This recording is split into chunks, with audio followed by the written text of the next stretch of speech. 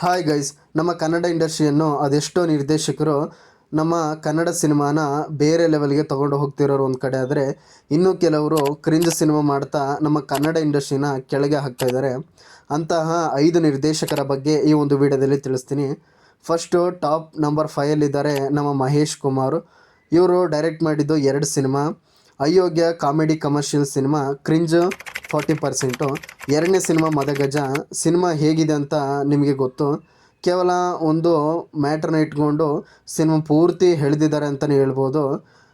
ಅದಕ್ಕೆ ಇದು ಸಿನಿಮಾ ಬದಲು ಲ್ಯಾಗ್ಮಾ ಅಂತಲೇ ಹೇಳ್ಬೋದು. ನಂತರ ಟಾಪ್ 4ಅಲ್ಲಿರೋದು ಹರಿಕೃಷ್ಣ ಅಣ್ಣ. ಮ್ಯೂಸಿಕ್ನ ಮಾಡಿಕೊಂಡು ಹೇಗೋ ಇದ್ದರೂ ಅದು ಯಾವಾಗ ಡೈರೆಕ್ಟ್ ಮಾಡಬೇಕು ಅನಿಸುತ್ತೋ ಏನೋ.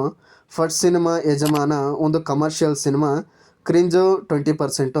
ಆದರೆ ನೆಕ್ಸ್ಟ್ ಸಿನಿಮಾ ಕ್ರಾಂತಿ ಏನು ಹೇಳೋದು, ಆ ಕಂಟೆಂಟು ಮತ್ತು VFX ಕೂಡ ಅಷ್ಟೊಂದು ಚೆನ್ನಾಗಿರಲಿಲ್ಲ. ಮತ್ತು ದರ್ಶನ್ ಅವರ ಲುಕ್ಕು ಕೂಡ ಅಷ್ಟೊಂದೇನು ಕನ್ವಿನ್ಸಿಂಗ್ ಆಗಿರಲಿಲ್ಲ ಅಂತಲೇ ಹೇಳ್ಬೋದು. ಟಾಪ್ 3ಯಲ್ಲಿರೋದು ನಮ್ಮ ಪ್ರೇಮ್ ಅವರು. ಬೆಸ್ಟ್ ಸಿನಿಮಾಗಳನ್ನ ಸಹ ಡೈರೆಕ್ಟ್ ಮಾಡಿದ್ದಾರೆ, ಕರಿಯ, ಎಕ್ಸ್ಕ್ಯೂಸ್ ಮಿ ಮತ್ತು ಜೋಗಿ.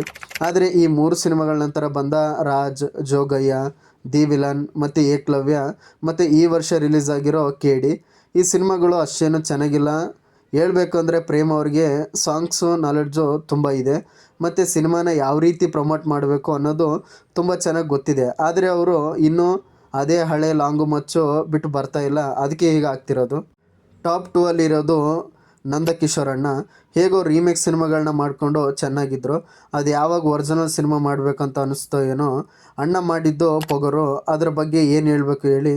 ಕ್ರಿಂಜು 60% ಇರೋ ಸಿನಿಮಾ ಮತ್ತು ಆ ಧ್ರುವ ಸರ್ಜಾ ಅವರ ಮ್ಯಾನರಿಸಮು, ಅವ್ರ ಆ್ಯಕ್ಟಿಂಗು ಮತ್ತು ಅವ್ನ ಡ್ಯಾನ್ಸು ಸ್ಟೆಪ್ಸ್ಗಳು ನೋಡೋಕ್ಕಂತೂ 2 ಕಣ್ಗಳು ಸಾಲಲ್ಲ. ಆ ರೀತಿಯ ಒಂದು ಸಿನಿಮಾನ, ಪೊಗರು ಸಿನಿಮಾನ ಮಾಡಿದ್ದಾರೆ ಅಂತಲೇ ಹೇಳ್ಬೋದು. ಟಾಪ್ 1ಅಲ್ಲಿರೋದು ನಮ್ಮ Christopher Nolan alias R Chandru. ಅಣ್ಣ ಫಸ್ಟ್ ಮಾಡಿದ ಸಿನಿಮಾ ತಾಜ್ ಮಹಲು. ಆ ಸಿನಿಮಾ ಅವರಿಗೆ ತುಂಬ ಇಷ್ಟ ಆದ ಕಾರಣ ಅದೇ ಸಿನಿಮಾ ರೀತಿಯೇ ಪ್ರೇಮ್ ಕಹಾನಿ ಮತ್ತು ಚಾರ್ಮಿನಾರ್ನ ತಾಜ್ ಮಹಲ್ ರೀತಿಯೇ ಕಾಪಿ ಪೇಸ್ಟ್ ಮಾಡಿದ್ರು. ಅಣ್ಣ ಮಾಡಿದ್ದು ಒಂದು ಸಿನಿಮಾ ಕಬ್ಜಾ. ಅಣ್ಣ KGFನ ಪೂರ್ತಿಯಾಗಿ ತೊಗೊಂಡ್ಬಿಟ್ಟು ಈ ಒಂದು ಸಿನಿಮಾನ ಮಾಡಿದ್ರು. ಅದನ್ನು ಕರೆಕ್ಟಾಗಿ ಮಾಡಿದ್ರೆ ಫೈಟ್ಸು ಮತ್ತು ವಿಲನ್ಗೆ ಮೊದಲು ಕೊಡೋ ಬಿಲ್ಡಪ್ಪು, ನಾನಂತೂ ಈ ಸಿನಿಮಾನ ಥಿಯೇಟ್ರಲ್ಲಿ ನೋಡೋಕ್ಕೆ ಹೋಗಿದ್ದೆ, ನೋಡ್ತಾ ನಿದ್ದೆಗೆ ಹೋಗಿದ್ದೆ ಅಂತ ಹೇಳ್ಬೋದು.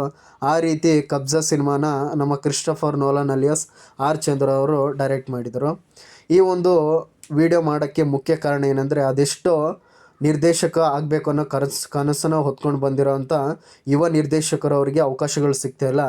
ಅಂತಹ ಸಂದರ್ಭದಲ್ಲಿ ಇವರಿಗೆ ಇಂತಹ ದೊಡ್ಡ ದೊಡ್ಡ ನಟರುಗಳ ಜೊತೆನೇ ಅವಕಾಶ ಸಿಕ್ಕಾಗ ಅದನ್ನು ಸರಿಯಾಗಿ ಬಳಸ್ಕೊಂಡು ಕನ್ನಡಕ್ಕೆ ಒಂದು ಒಳ್ಳೆ ಸಿನಿಮಾನ ಕೊಡ್ಬೋದಿತ್ತು.